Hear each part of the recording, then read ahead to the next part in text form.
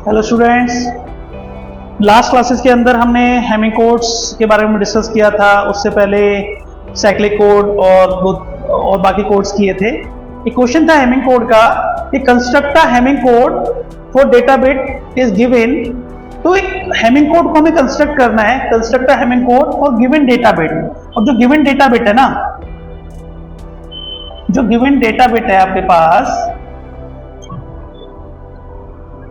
n is equal to 1100, या आप यूं कह लो कि जो डेटा गिवन है, जो n है आपके पास, वो है 1100। अब आपको इसके लिए हेमिंग कोड कंस्ट्रक्ट करना है, ठीक है। डेटा बिट गिवन है, n क्या है हमारे पास? डाटा। मैंने लास्ट क्लास में आपको बताया था कि अपने पास डेटा बिट हो गया 4 बिट का 1100, ये डेटा बिट्स है हमारी। अब हमें इसके लिए हेमिंग कोड को कंस्ट्रक्ट करना है। और मैंने लास्ट क्लासेस में आपको बताया कि हेमिंग कोड क्या होता है, n plus k, that means data bit plus में पैरिटी बिट। पढ़ना क्लियर? या तो डेटा बिट और पैरिटी बिट होगी। सो यहां पर n1100 है। सबसे पहले फॉर्मेट, लेकिन उससे भी पहले एक चीज कि अगर हमारे पास n इज इक्वल टू 4 है तो k इज इक्वल टू कितना आता है? 3। ये फंडा क्लियर होना चाहिए। एज यू नो, आप चाहे तो फॉर्मूले से रख के जो लास्ट क्लास में समझाया था वहां से निकाल सकते हैं 2 की power k greater than equal to n plus k plus 1। k is the parity, n is the data bit, आपका 3 आ जाएगा। तो टोटल 7 बिट होंगी। So we have format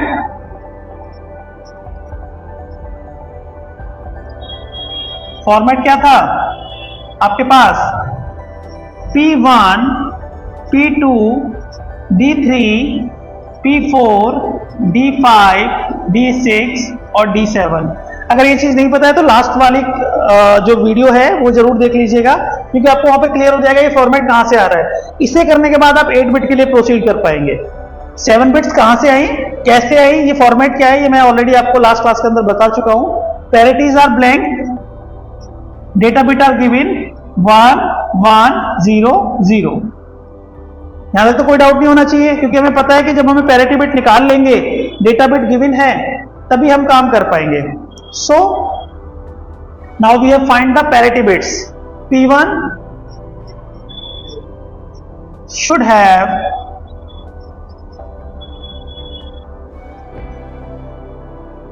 even number of ones।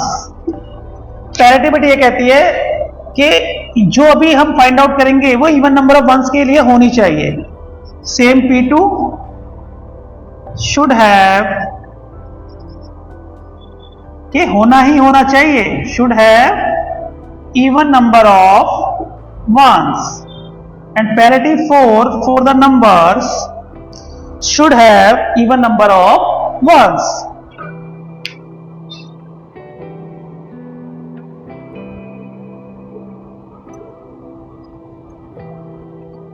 Clear है?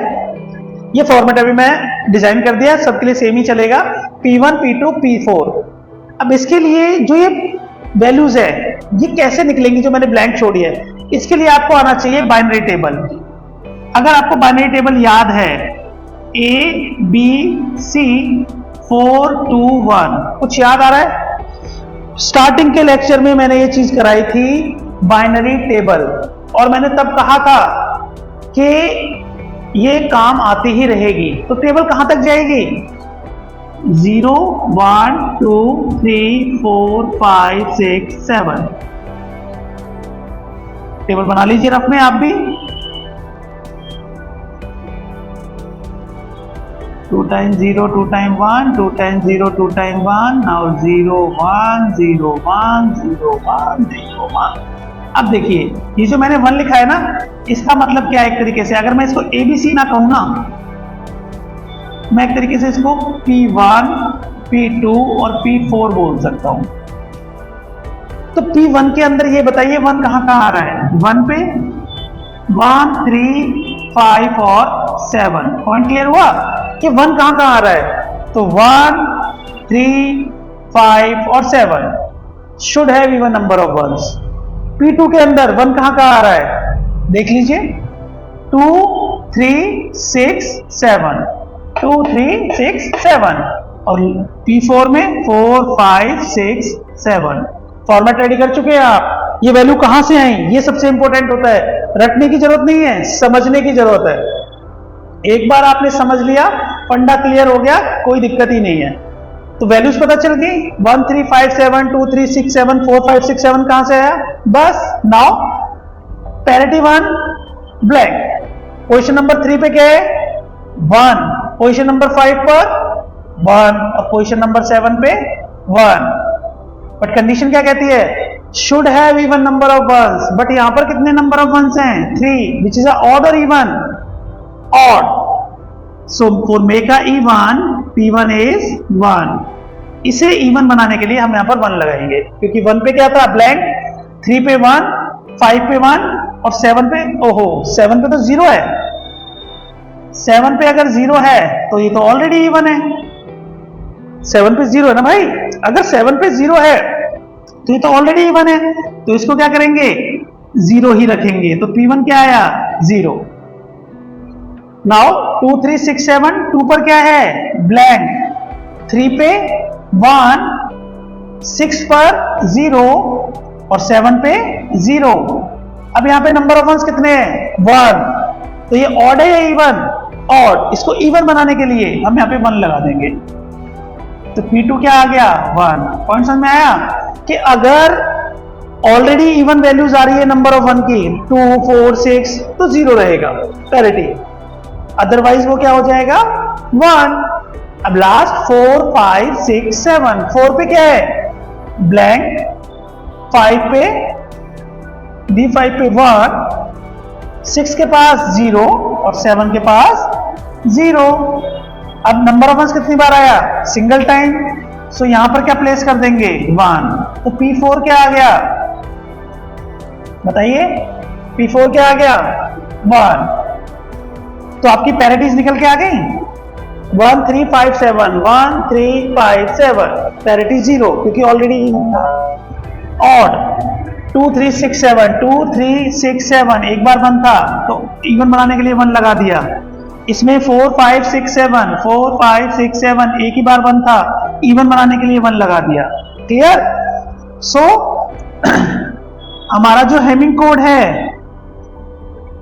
वो कंस्ट्रक्ट हो गया। Parity क्या आई, P1 0, P2 क्या आया, 1, D3 पे क्या था, 1, P4 क्या आया, 1, D5 1, D6 0, D7 0। So your Hamming code is ready। Point समझे, डेटा गिवन था, हमें क्या बनाना था, हेमिंग कोड। हेमिंग कोड के लिए K चाहिए, K कितने होंगे, 3। फॉर्मेट हमने लिखा, पैरिटी फाइंड करने के लिए मेथड निकाला कि कैसे कौन सी पोजीशंस पे क्या चेक करना है, एंड आफ्टर दैट जब हमने पैरिटीज को फाइंड कर लिया, कंबाइन कर दिया और हमारा हेमिंग कोड रेडी हो गया। ओके, 10 मार्क्स में आता है ये क्वेश्चन। अब इसके आगे 8 बिट फॉर्मेट भी है, करेक्शंस भी है। आई थिंक ये वाला क्वेश्चन क्लियर होगा, इसमें फंडा क्लियर हो गया, बार बार लिखने की जरूरत नहीं है आपको।